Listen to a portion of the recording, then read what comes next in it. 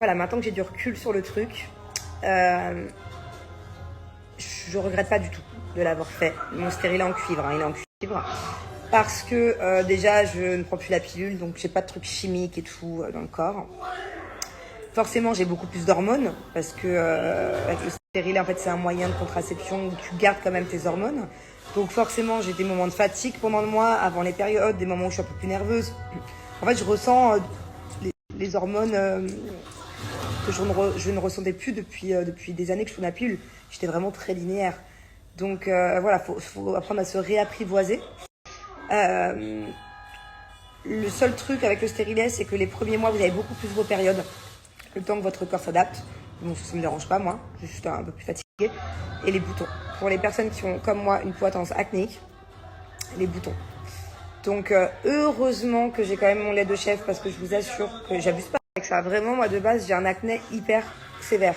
Quand je prenais pas la pilule, là, avant, j'avais des gros boutons partout. Là, j'en ai, c'est clair. On voit que ça, j'en ai plein de petits. J'en ai 1, 2, 3, j'ai 4 gros. Et je suis sûre que si je n'avais pas mon lait de chèvre, j'en aurais le triple. Donc, j'ai ça qui me sauve. Et c'est vrai que j'ai pas une peau non plus aussi belle que quand je prenais la pilule.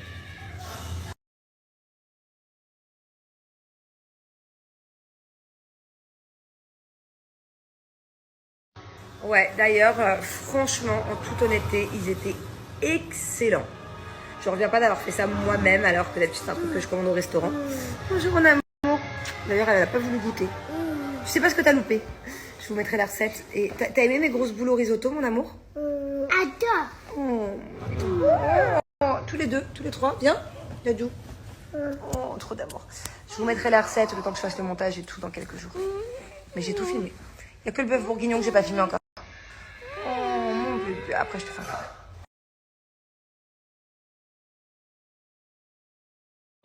Alors moi, l'Afrique, bon déjà j'ai fait plusieurs pays de l'Afrique du Nord.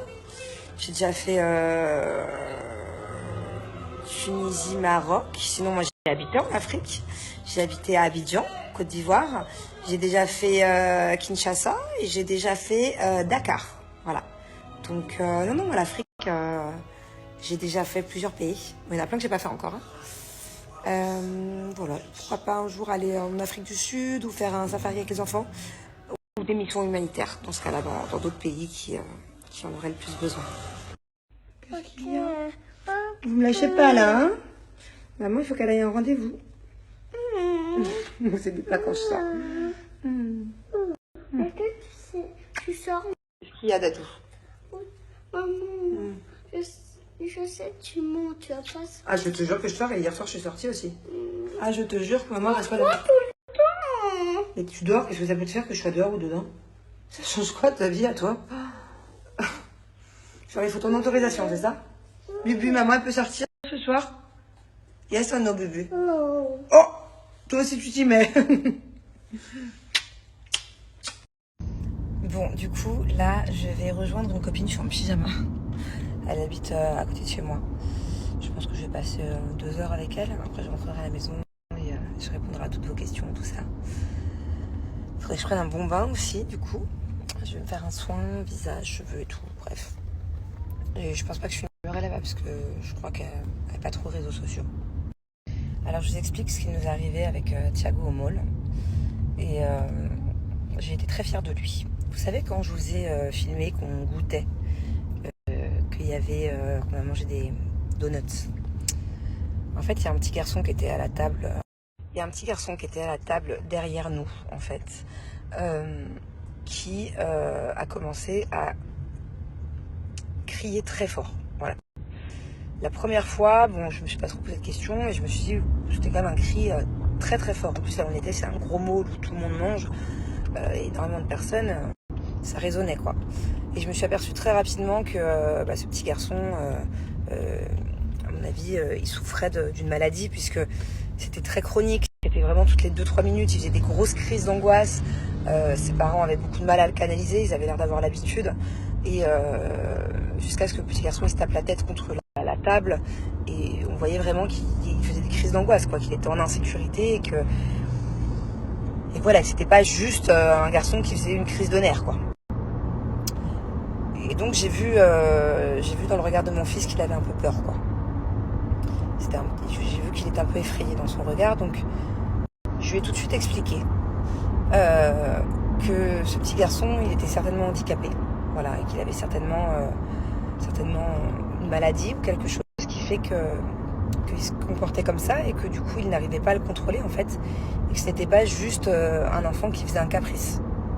Alors je ne sais pas s'il souffrait de TOC très violent, parce qu'il était vraiment difficilement contrôlable, ou si c'était une autre maladie, mais il a fallu que j'explique ça à Thiago. Voilà, Thiago est déjà au courant que il y a des personnes qui souffrent d'handicap physique, mais je n'avais jamais encore expliqué ce que c'était qu'un handicap mental par exemple. Et voilà, et mon petit bout de chou, comme d'habitude, hyper bienveillant. J'en ai les larmes aux yeux, vraiment, parce que mon petit bout de chou, comme d'habitude, hyper bienveillant. Et il a tout de suite compris qu'il fallait pas trop regarder, qu'il fallait pas non plus se moquer, qu'il fallait pas avoir peur. Et voilà, et je lui ai rappelé que peu importe l'handicap, il faut être là pour soutenir la personne, que même si il a déjà croisé des enfants qui souffraient d'handicap, d'ailleurs à la gym avec eux, il y a une petite fille qui est handicapée à qui il manque un bras, et c'est vrai que pour les enfants c'est très difficile, les enfants de 3 ans, 5 ans, peu importe l'âge de Généo Thiago, de comprendre ça, et de ne pas être soit curieux ou soit un peu heureux de quelqu'un qui a une différence.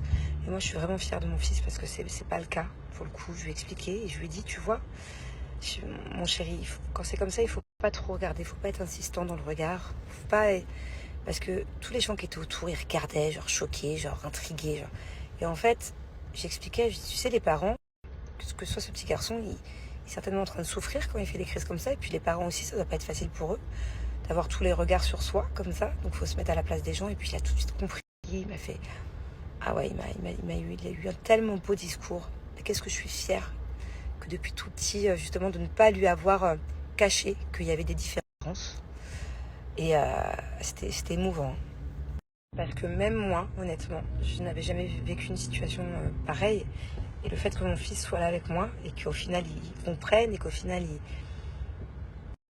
il soit si gentil avec ce petit garçon.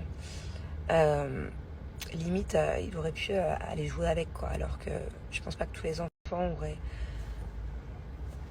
auraient réagi de la même manière. Donc du coup, je suis vraiment fière de lui, malgré son jeune âge.